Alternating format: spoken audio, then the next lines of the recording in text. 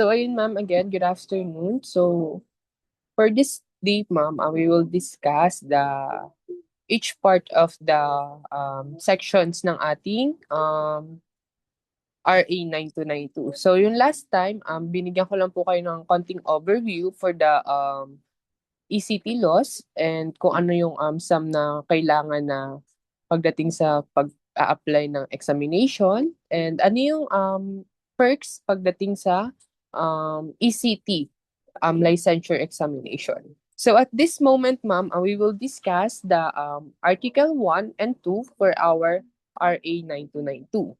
So for our first discussion, I will discuss first the Article 1, which is the general provision. So dito, meron po tayong iba't ibang section pagdating natin sa Article 1. So unahin natin in the Section 1, which is the Section 1, ito po yung tinatawag nating the short title.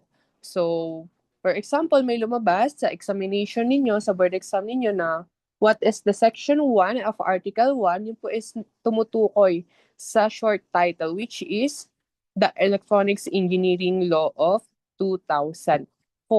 Madalas yan, ma'am, ang lumalabas last, I think, yung previous mga ECT board na tanong din po itong what is the short title for Article 1. So, ayan po, mas mabilis niyang ano yun is the Electronics Engineering Law of 2004.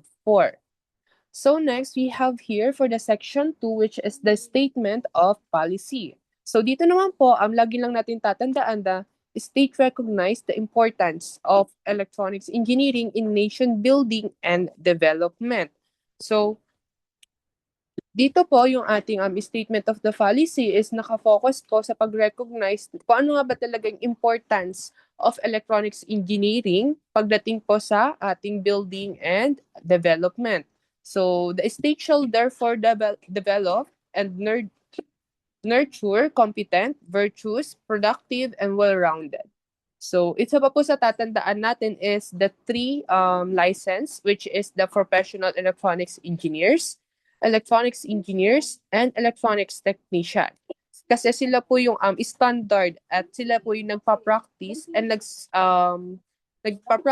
nagbibigay po ng service pagdating po sa ating nation building in terms of electronics engineering. So dito po, sila po yung standard of practice and service shall be excellent, qualitative, world-class, and globally competitive through inviolable, honest, effective, and credible licensure examination and through regulatory measures, programs, and activity that foster the integrity, continuing professional education, development, and growth.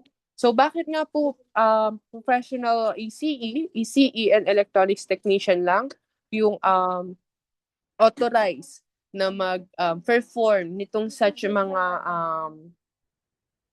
activities pagdating po dito. Kasi sila po yung license and also have the lisensya na mag-operate nung ating in terms of nation building and development na related po sa electronics engineering. So dito, para mas ma-ensure po natin na yung ating building or yung ating magbubuong development is world class and also globally competitive and ayun po dumaan sa legal process. Kasi kung kukunin po natin na mag-aano dyan is not non-licensed, so dun po yung non-legal process po na gagawin natin. So therefore, are possible if ever man na may masira or something damage in that such project, possible po na wala pong managot or since na hindi nga po sila lisensyado, no? So, next. Ayan. So dito po, meron po tayo ditong sample question and term. So for the Article 1, Republic Act of 9292, which is the general provision. So ito po, ayan, Article 1, Section 1, which is the short title. And ayan, quick notes lang po for kaninang discussion for slide 1 and slide 2. So ayan.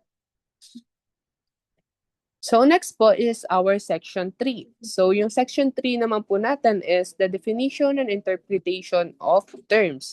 So as used in this act, the following term shall mean first, the electronics. So ano nga po ba ang electronics? So electronics is the science dealing with the development and application of devices and system involving the flow of electrons or the other carriers of electric charge in a vacuum, in a gaseous media, in plasma, in semiconductor, in solid state, and or in a similar devices including but not limited to application involving optical, electromagnetic, and other energy forms when transduced or converted into electronic signals.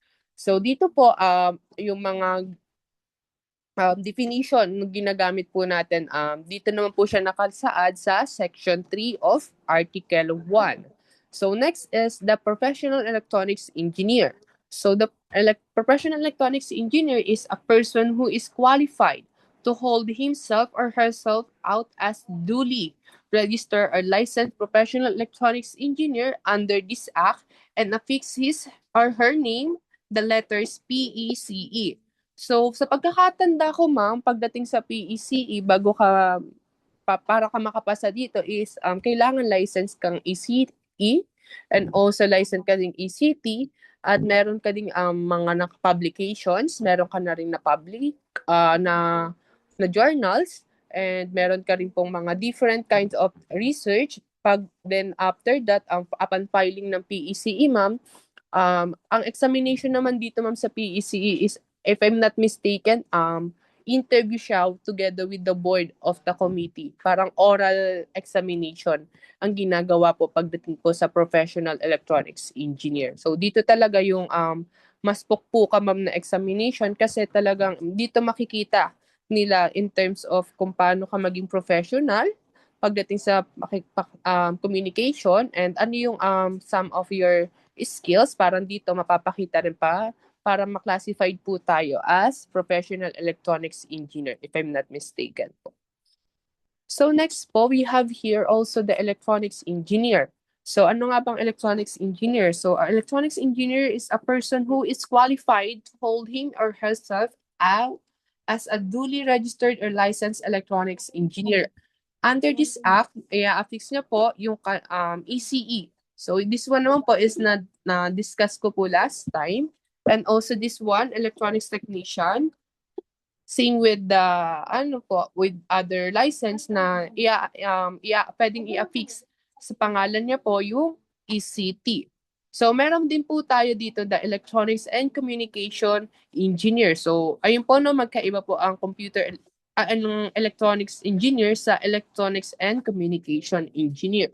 So dito naman po sa electronics and communication engineer, sila po yung mga qualified na sila po yung mga qualified na registered electronics communication engineer under Republic Act 5734, which is yung hindi pa po na tawag dito. Hindi pa po siya na naging RA 9292. Siya pa po yung under po ng 5734. Kasi po ngayon is pinagbukod na po or tinanggal na po yung communication dun sa ECE na license. So meron na po kasi, if I'm not mistaken, meron na communication engineer na nakabukod. And meron na rin po tayong yung electronics engineer, which is yun po yung currently sa ngayon na ginagamit po ni PRC. So next one is the computer. So any of variety of electronics devices that is capable of accepting data, programs, and or instruction, executing the program and instruction to process the data and presenting the result. So ayan naman po, computer is, alam naman po natin yan, which is the electronics device po siya. So next po, under pa rin po ng ating Section 3, Article 1, is the broadcast and broadcasting. So an undertaking the object of which is to transmit audio, video, text, image, or other signals or message for reception of a broad audience in the geographical area via wired or wireless means. So dito po yung ating broadcast or broadcasting, ayan po, pagdating naman po ito sa mga telecom, so dito po papasok na yung mga telecoms natin. And also yung ating mga media, for example, mga ABS, radio transmission, and also the, ano pa ba? Basta pa mga telecoms, dito po papasok yung ating broadcast and broadcasting. So, yung madalas po sila yung nag-ooperate ng mga sa radio, sa TV, yung mga ano pa ba? News, sila din po. Dito rin po siya under sa broadcast and broadcasting. So, next naman is the industrial plant. So, dito naman po includes po yung all manufacturing establishment and other business endeavors where electronics are electronically controlled, machinery or equipment are installed and or are being used, sold, maintained, assembled, manufactured, or operated. So, dito man po, ma'am, yung ating mga ay,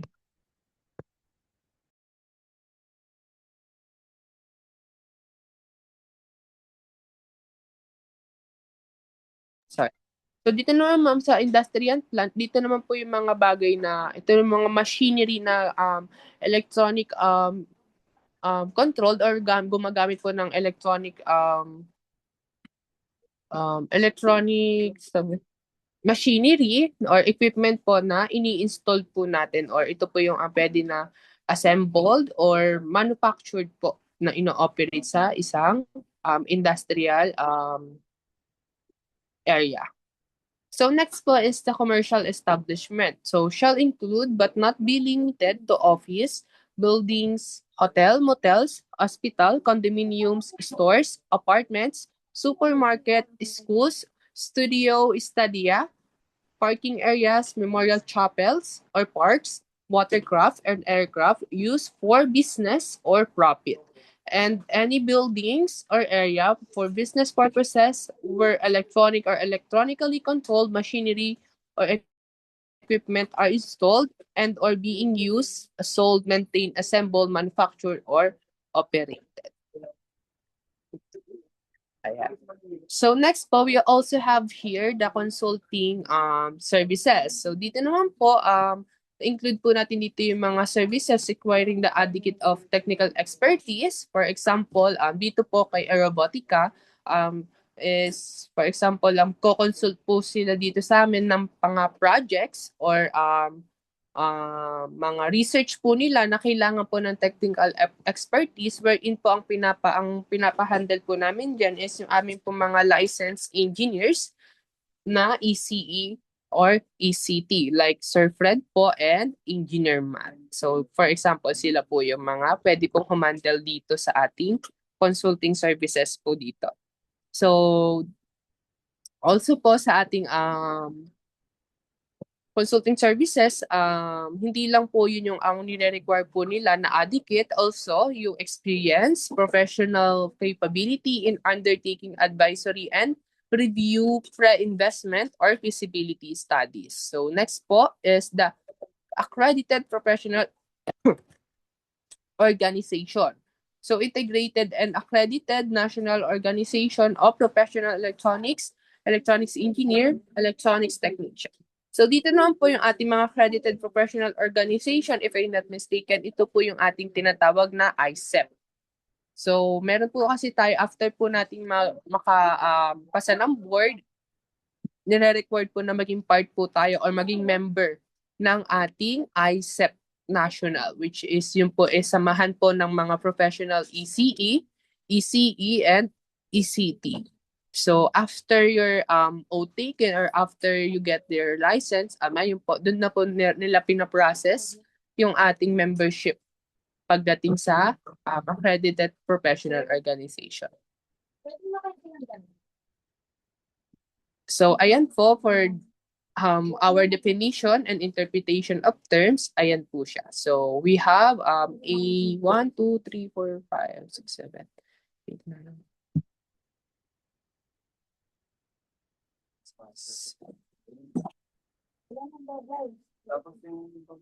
14 under of definition of interpretation of terms. So So on what section nga po ma'am si definition and interpretation of terms? Section 3 po. Okay. Section 3. Ayan ma'am. Try to answer this one ma'am.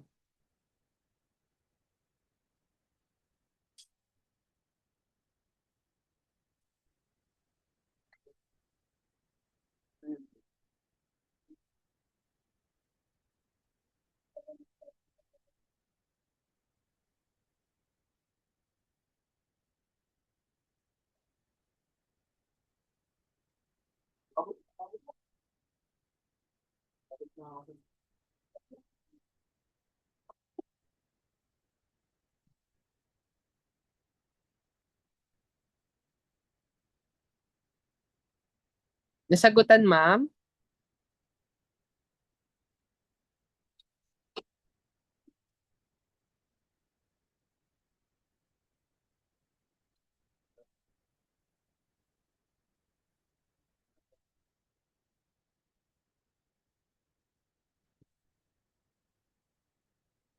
Yun lang, sir.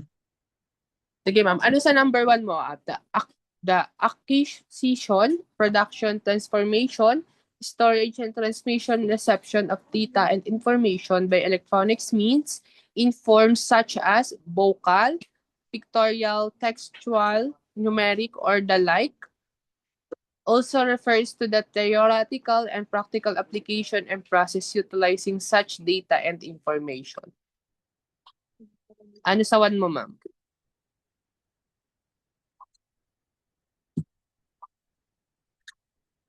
Ano po sa 1 nyo, ma'am? Information and technology ba yan, sir?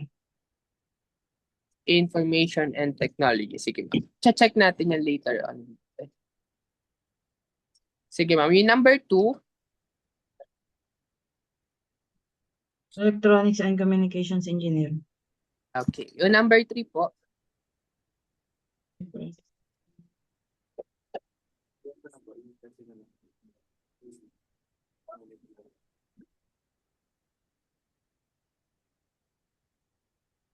Telecommunication, sir. Ay,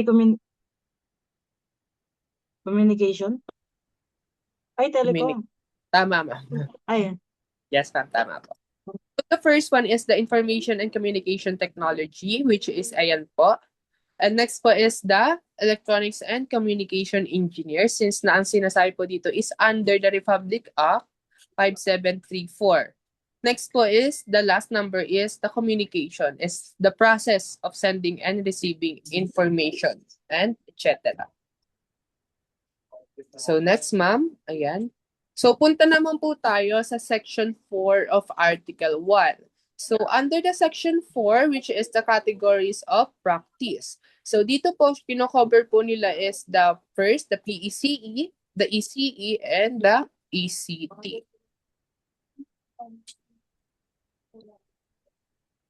So ito ma'am is na-discuss naman po natin to section 4 last time nung ating discussion. The categories of practice po nung ating 3 professionals.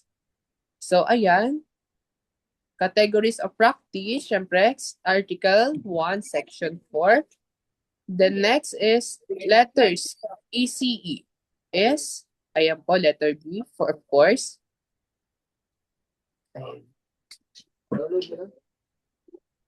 Dito naman po, alam naman po natin na ang ECT is the electronic. Electronics Technician. Okay. The PECE, ma'am, is the? Professional Electronics Engineer. Okay.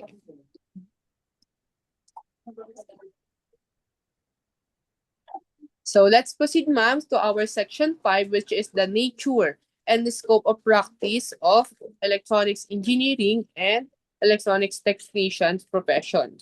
Ma'am, if I'm not mistaken, I already discussed this last time. That is nature and scope. Yes, sir. Again, ma'am? Yes, sir. Yes po.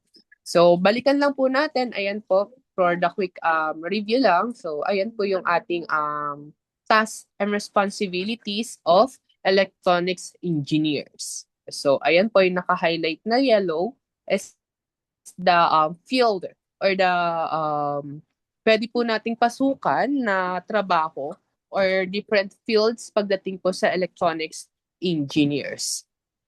So next is, ayan din po, the PECE. Ayan po. And also the electronics technician. I also discussed this last time. So next po, ayan. So, three nature. Nature of scope of practice, section. Of course, section. Ayun. Ayan. So next one is the section 6, which is the composition of the board. So dito po sa ating composition of the board, ito na po yung sila po yung gumagawa at nagpapahirap sa ating lahat. So sila po yung gumagawa ng ating mga examination, yung ating board. So dito, ilan nga ba yung kasama sa ating board at kung paano po sila hinahalal or paano po sila nakakaupo sa pwesto nila. So dito naman po is there is hereby created by Professional Purgatory Board of Electronics Engineering, hereinafter referred to as the board under the administrative control and supervision of the PRC. So hereinafter referred to as the commission composed of a chairman and a 2 members who shall be appointed by the President of the Philippines from 3 recommend this per position chosen by the rank by the commission, which is recommend this shall in turn be chosen from 5 nominees for each position, submitted by accredited of professional organization in accordance with the rules and regulations presently in existence or that may be promulgated for such purpose. So yun ma'am, no? So yung ating mga chairman and members ng board is ang nag-a-appoint po niyan is the President of the Philippines. So sila po yung nag-a-appoint niyan na kung sino po yung pwesto at magpapahirap ng examination ng ating board takers. So dito po yung nakalatsaad sa ating section 6, article 2, which is the Professional Regulatory Board of Electronics Engineering. So under naman po ng section 7, which is the power and function of the board. So dito naman po the Professional Regulatory Board of Electronics Engineering. So dito po meron po tayong administer, implemented the provision of this act. Also we have here the administer oath in connection with administration of this act. We also have here the adopt an official seal of the board. Next is the issue and suspend or revoke certificates of registration and accordingly the professional identification card of PECE, ECE, and ECE, or otherwise suspend the holder thereof from the practice of his or her profession for any justifiable cause and after due process. So dito naman po sa section 7 natin, ini-include po dito or nakalagay po dito yung ating mga function or ano po ba yung kapangyarihan ng ating mga board. So sila po sa ating mga board, sila po yung nag-a-analyze or sila po yung nagre-revoke or sila po yung may kakayanan na mag-suspend ng ating lisensya. So if ever na may offense po tayong nagawa, meron po tayong major offense na nagawa, sila po yung nag-evaluate dun sa isang professional license na kung dapat bang i-suspend, dapat bang i-revoke yung lisensya nung professional na yun. Depende po sa nagawa na, depende sa nagawa nung tao na yun. So, yung board lang po or kung sino po yung nakaupo sa board, sila lang po yung may kapangyarihan na gawin yung mga ganong bagay. So also here on section 7, prescribe, amend, or revise requirement for licensing of professional electronics engineer and prepare, adopt, and issue the syllabi of the subject for the licensure examination for electronics engineer and electronics technician, and prepare the question, therefore, in strict conformance with the scope of the syllabi. So dito po, nakasaad din po dito na yung board lang din po natin yung pwedeng mag-amend or sila po lang po yung pwedeng magpalit ng ating ipapasang requirements pag gusto po natin maging PECE or maging Professional Electronics Engineer. So diyan po kasi pagdating nga po sa sinabi ko po sa PECE, if I'm not mistaken, yung ating process sa ngayon po is ayun po yung nabanggit ka, dapat may mga journals or publish ka na journals, research, of course. Dapat din po license ka na ng electronics engineer and technician. If I'm not mistaken, dapat din po may mga higher degrees din po tayo. For example, masteral and also the PhD if I'm not mistaken. So, kung makikita niyo po yung ating mga PECE, sila po yung madalas is medyo matataas na yung ating matataas na professional na po sila. So, also po, yung ating mga board, sila lang din po may kakayanan na baguhin or magpalit ng aning examination questions pagdating po sa ating board examination. So, sila rin po yung pwedeng magpalit ng ating mga syllabus or yung ating scope ng subject na i-cover po during the examination sa ating board exam.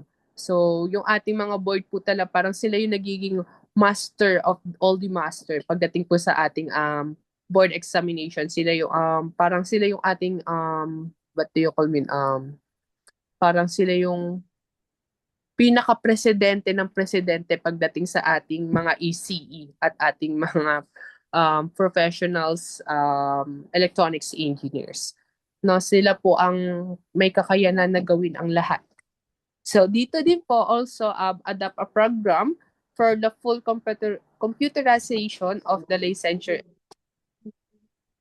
So dito din po nakasaad din po dito yung the grant registration without examination subject to review and approval by the commission in accordance with the provision of this act. Okay. So, under din po ng Section 7, so, ang dami pong hawak ng ating board. So, first is the conduct of comprehensive evaluation and make recommendations in collaboration with the Commission on Higher Education, which is the CHED, and also together with the TESDA, as well as the consultation with the other relevant government agency and the accredited professional organization. So dito naman po, ang ating din pong board is naghahain din po ng ating mga pagdating po sa academics, sa CHED po. Sila rin po ang kadalasan na nag-head po or nagbibigay ng recommendations po na kung ano po ba yung dapat na curriculum pagdating po sa ating electronics communication or kung ano pa po bang pinapamunuan ng ating mga board. So, also din po sa TESDA, sila rin po nakikipag-coordinate and sila rin po yung nagbibigay ng recommendation and para po to align the program in our um, profession. So this evaluation also pertains to the necessary criteria regarding curricula and facilities of educational institutions, including school, colleges, or university that are seeking permission to offer or already offering courses or program in electronics engineering, electronics technician, and related field. So, quick back up lang ma'am no about dito. Meron kasi ma'am sa school may tinatawag po tayo na kung i-approve po ba yung um, accreditation po ng bawat college. For example kasi ma'am nag-work din ako sa school namin before so alam ko yung mga ganyang process nila. So kasi ma'am, meron tayong tinatawag na accreditation po. So doon natin malalaman kung magpo-proceed pa ba yung school na yon na mag-offer ng mga courses na ino-offer po nila. It depend po first is the curriculum.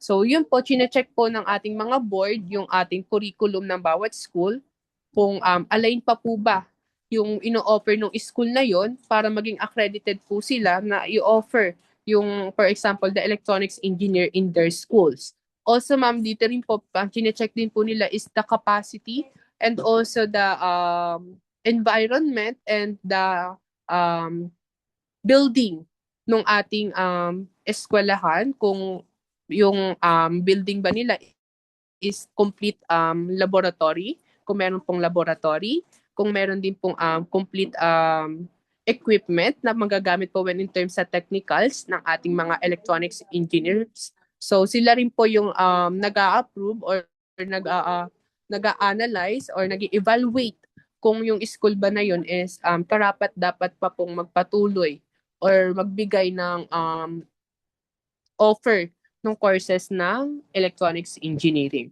So dito rin ma'am, pagdating sa mga colleges natin, tinitignan din po ng ating board yung passing rate ng ating school. So if ever ma'am, for example, yung ikaw po, hahanapin na ng school niyo yan kung magtitake ka ba ng examination, kaya may record po sila. So, i-check nila yan pag lumabas na yung ating room assignment. Dun po kasi kadalasan nag-check yung mga administrative ng bawat school sa room assignment kung ito bang ang batang to is magtitake para makuha po nila yung database na kung ilan yung magtitake at malalaman po din nila kung ilan po yung nakapasa dun sa ating examination. Kasi kailangan po siya para maging accredited yung kanilang school or mabigyan pa ng notice to proceed na magpatuloy na mag-operate or mag-offer ng courses na yon. Nagbabari po ang um, board examination rating ng school po. No? So, ayan din po. Additionally, it is mandated that within a period of 3 years from enactment of this act, the board coordination with CHED, as the other concerned government entities and the accredited professional organization should review, establish, and re-establish the curricula for electronics engineering, electronics technician, and or other related course or program. So the purpose of this review is to align, revise, consolidate, and define the minimum requirement necessary for or allied courses or program to be eligible to take the licensure examination of electronics engineering and electronics technician. Actually, ma'am, I have a friend na graduate po siya ng electronics engineer. Pero ma'am kasi dun sa school nila is walang laboratory, kulang yun sa curriculum. So, actually ma'am, zero talaga siya sa laboratory as in sa TOR niya ma'am, walang laboratory. So kasi po si PRC and ayun nga po, sinama po sa curriculum po dating mga ECE is the laboratory. So ngayon po ma'am, hindi po makapag-take siya ng examination kahit graduate siya ng ECE. Kasi nga po, wala pong laboratory. So according kasi po dito sa ating RA 9292, ayan po, ini-evaluate po yan ng ating mga board kung eligible ba mag-take yung isang estudyante kahit graduate ka ng ECE, pero ayun po, under, ano pa rin po siya, under, tawag dito, under, what do you call this one?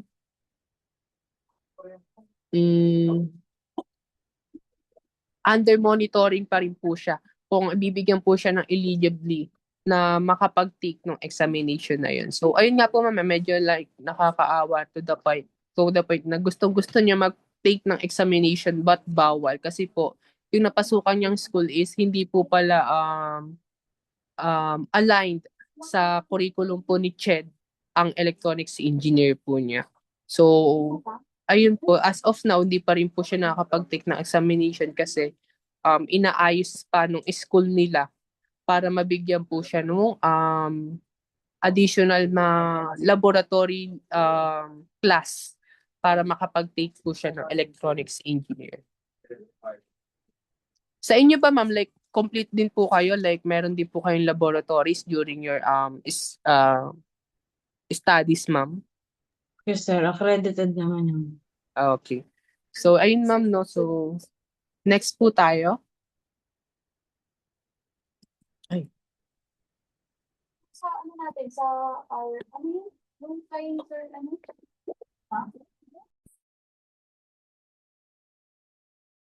I'll wait for a while.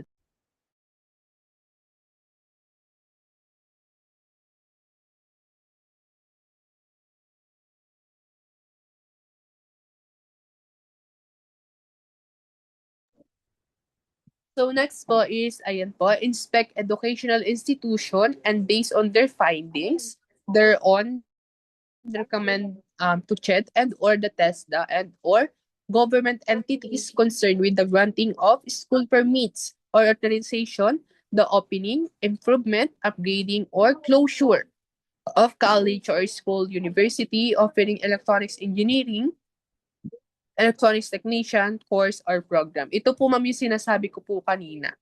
Ito po siya, like, ini-evaluate muna ni board kung karapat-dapat pa bang magpatuloy yung pag-o-offer nila ng courses natin. So next po is adopt and administer the Code of Ethics and Code of Technical Standard of Practice for Professional ECE, ECE, and Electronics Technician in the Philippines. So next also, we have here the promulgate rules and regulation on the scope of the practice of the professional electronics engineer, electronics technician, and electronics engineer. So dito, sila rin po yung gumagawa ng ating mga rules and regulation. For example, ma'am, sa pag-renew mo ng lisensya. Pag magre-renew ka ng lisensya, ma'am, sila po yung naglagay ng rules na dapat may CPD points ka na na-earn bago ka makapag-renew nung ating card, nung ating ID or nung ating lisensya. So, inano po nila yan, tawag dito? Ginilagay po nila yan sa rules and regulations po nila. So that yung ating pong mga,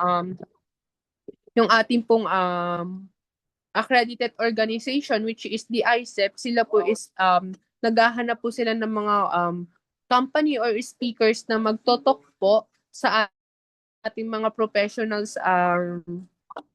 professionals engineers para makapag-earn po ng CPD points. So para makapag-renew sila, so kailangan nila mag-attend po ng ating mga seminars and workshop offering by our accredited profession organization, which is the ICEP. Or marami naman pong iba pang organization po na nag-o-offer po ng mga CPT points para dagdag po or maka-earn din po kayo.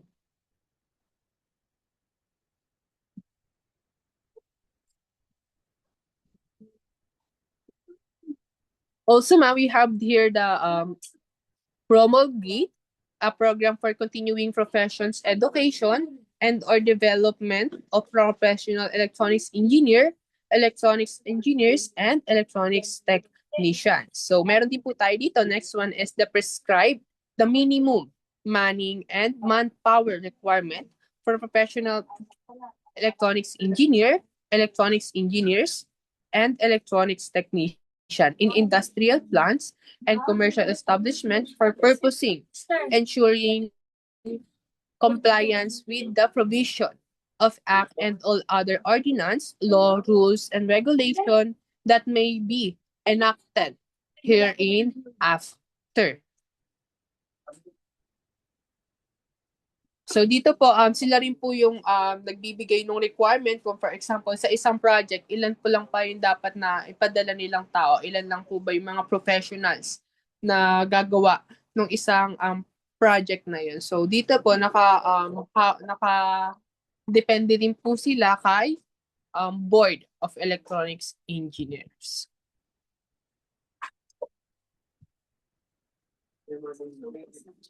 So next din po ma'am, meron po tayo dito is establish, prescribe, and adopt regulation for installation of electronics and industrial plants, commercial establishments, and other building or structures covered by the National Building Code of the Philippines. This will be done in coordination with the Department of Public Works and Highways, which is the DPWH, relevant agency, industry representatives, and accredited professional organization. So next po, evaluate the conditions impacting the professional electronics engineer, and electronics technician profession in the Philippines. So when necessary, exercise the power granted by this and other acts and implement appropriate measure to enhance and advance the professions maintain high professional and ethical standards, and safeguard technical excellence. So yung board din po natin ang nag-a-approve ng ating commission na if the may personally or through authorized individual conduct inspection of industrial plants and commercial establishment employing mga PECE, ECE, and electronics technician para po mas ma-ensure po yung compliance na applicable within the law and the regulation under our Republic Act. So next, ma'am, is the adjudicate violations of this act. So it's implementing rules and regulation, the code of ethics, and the code of technical standard of practice for the profession. So to facilitate this, our board has the authority to issue subponents and subponents ad testificandum and or the Sabina, sir. subponents Sabina. ay Sabina, sir. Sabinos. Ayun po, sorry ma'am.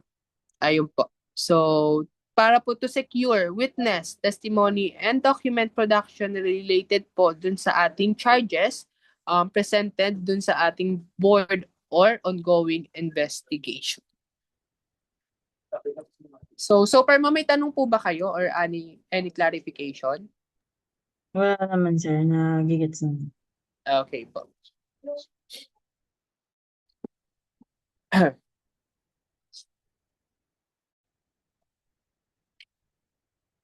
Ito ma'am, meron din po tayong tinatawag dito sa section 7 po natin, that delegate the hearing of investigation of administrative cases to authorize officers to commission. So, except when the matter strictly pertains to practice the PECE, ECE, and ECT profession. In such cases, at least one member of the board assisted by the legal or hearing officer of the commission shall preside over the hearing. Ma'am Vanessa, wait for a while lang po, ma'am. No, may dumating lang pong client. Wait for a while po. Okay lang po.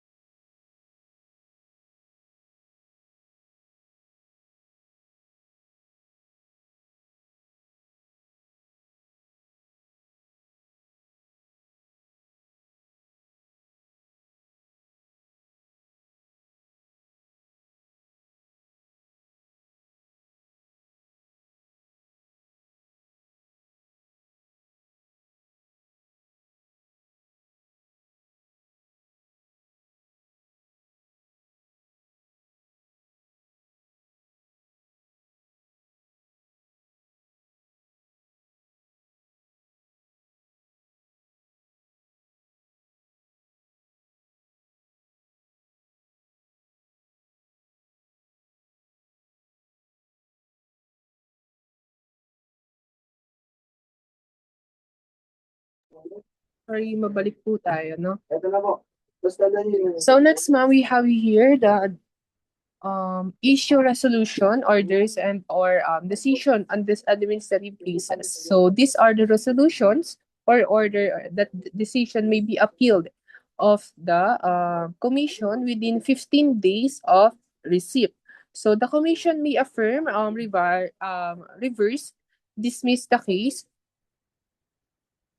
deny the appeal or remand the case to the board for further actions or proceedings. And if no appeal is made within 15 days, the decision becomes final and enforceable.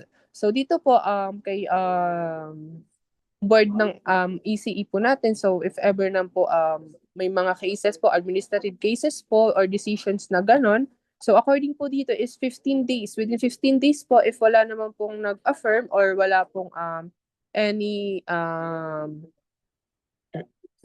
appealed within the 15 days, so yung decision po ng ating board will be the final and enforceable po.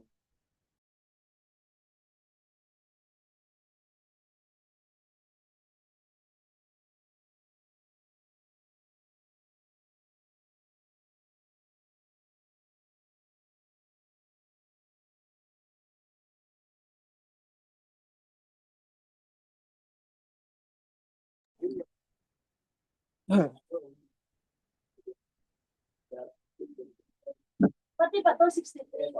63 po. Ah, So next po is we have here the present an annual action plan and report at the beginning and end of each fiscal year. So detailing the board activities, proceedings, and achievements. The report may include recommendation to the commission. So we also have here the carry out other powers and function that the board and the commission consider necessary for the practice of profession of and advancement, improvement, development, and growth of PECE, ECE, and ECT professions in the Philippines. So all resolution encompassing rules, regulations, and policies issued by the board, except those administrative cases, are subject to review and approval by the commission. Abang video handa. So that is all about for our section 7 article 2. So yun po yung ang dami na hawak po ng ating board of the director ng ating ECE. So from pag-take pa lang ng examination up to pag may nagawa ng administrative case ang ating mga professionals. So talagang nagbabari po or may kapangyarihan talaga ang ating Board of Electronics Engineer. Thank you, sir.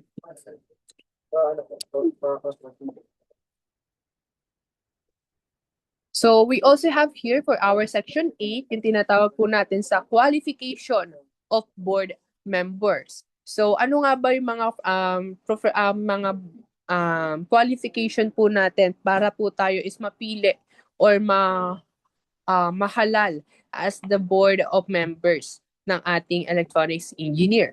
So the chairman and members of the board must possess the following qualification at the time of their appointment.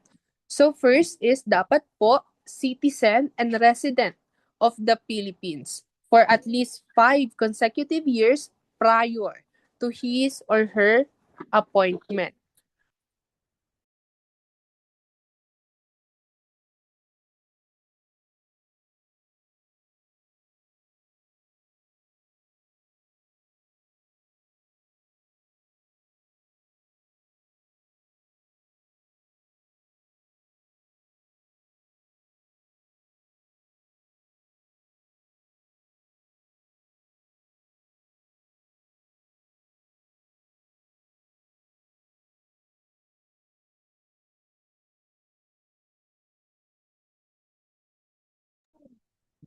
So, ayun po ma'am, dapat po is citizen po tayo na nagre-reside in 5 years consecutive dito sa ating bansa. So also be of good moral character and integrity.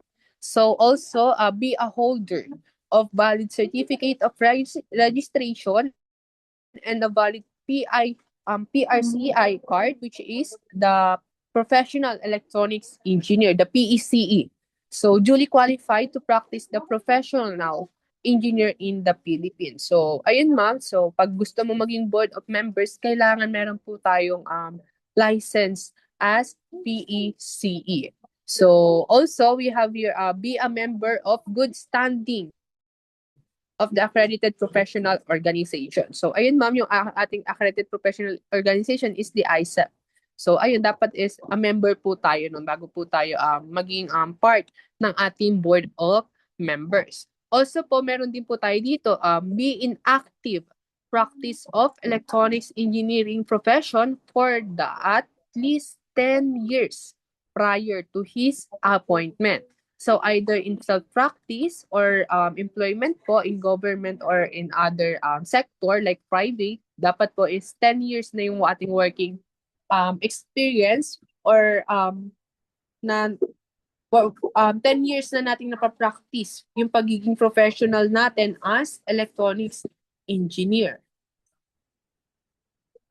So ito din po, isa pa po sa part ng ating qualification is must not have pecuniary interest or direct or indirect in any school, academy, college, university, or institution conferring an academic degree and or certification accreditation necessary for the admission to practice the electronics engineering and or electronics technician where review classes in preparation for licensure examination are being offered or conducted, nor shall he or she be a member of faculty and administration thereof prior to taking his or her oath of office. And also, meron din po tayo ditong must not have been convicted of an offense involving moral turpitude. So, dapat yun, ma'am, hindi po tayo convicted of any offense. Ikaw ba, may bala ka maging board o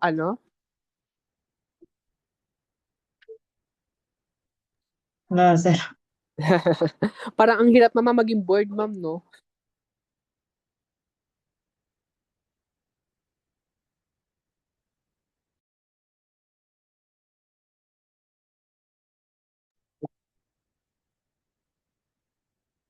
So, also ma'am, dito rin po, ayan.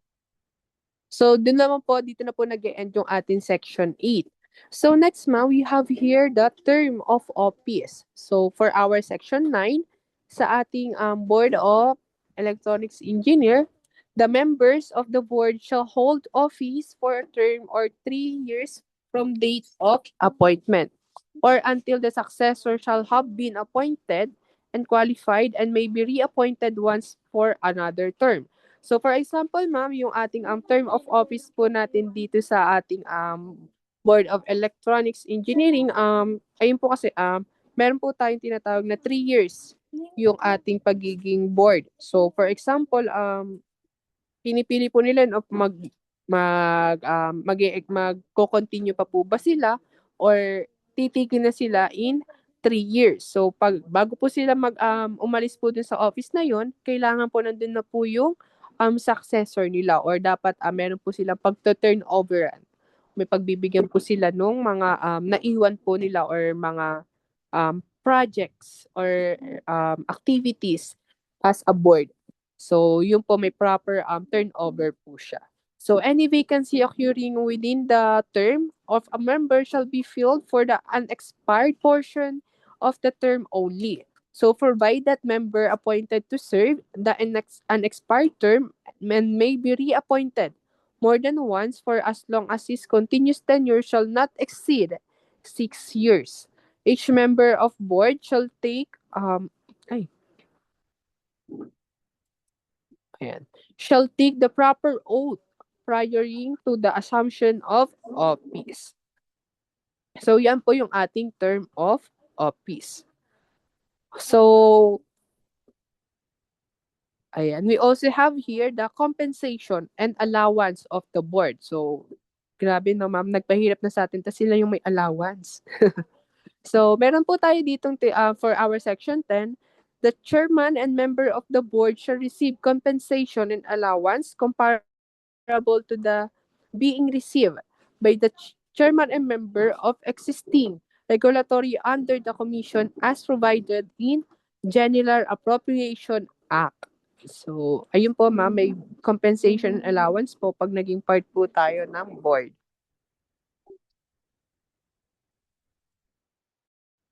Ah.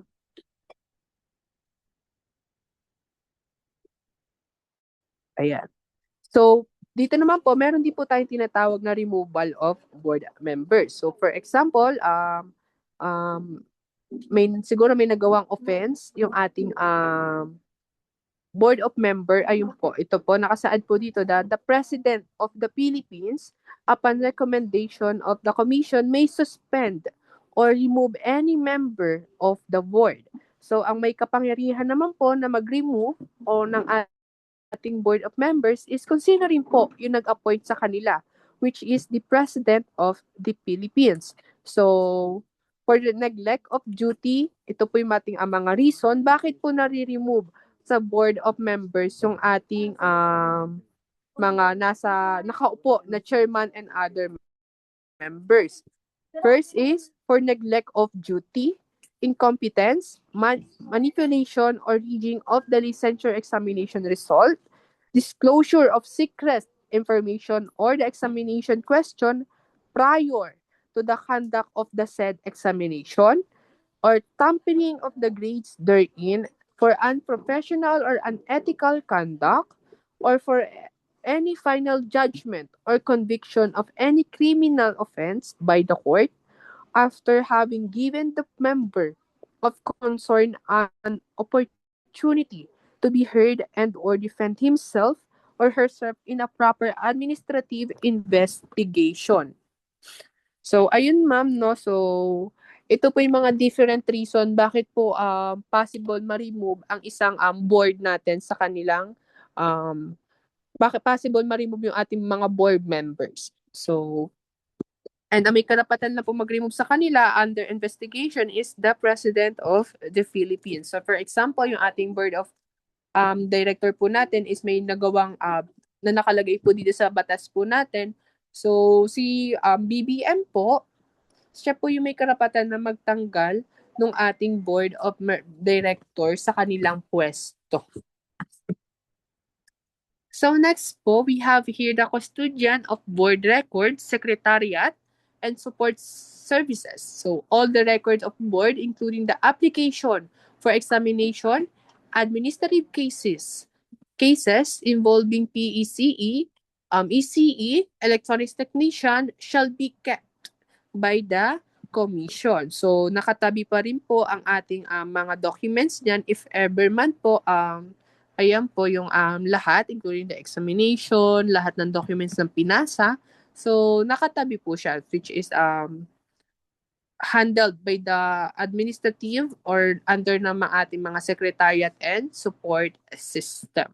So, the commission shall designate the secretary of the board and shall provide the secretariat and other support services to implement the provision of this act. So, dito po nagtatapos yung ating Article 2 na which is the Professional Regulatory Board of Electronics Engineering. So, ma'am, do you have any question po? Wala pa naman so far, sir. So far, ma'am, dito po mag-e-end na po yung discussion natin. So, na-discuss ko po sa inyo today is the Article 1 and Article 2. So, on the next po natin, discuss ko naman po the Article 3 and Article 4. So, siguro magbibigay po ako tomorrow ng sasagutan nyo po para po sa ating discussion for today. So, kung wala na po kayong tanong, ma'am, pwede na po kayong mag-leave or may clarification po kayo, ma'am, pwede naman po natin pag-usapan po. Noted, sir. Okay, ma'am. Ma'am, do you have any question po or wala naman? Wala naman, sir. Sige. So far naman, ma'am, may naintindihan naman po sa discussion natin today. Yes, sir. Okay po. Ma'am, if wala na po kayong tanong, tomorrow po, ang magiging discussion po ninyo is together with Engineer Matt, which is the electronics naman po. Noted, sir. Thank you.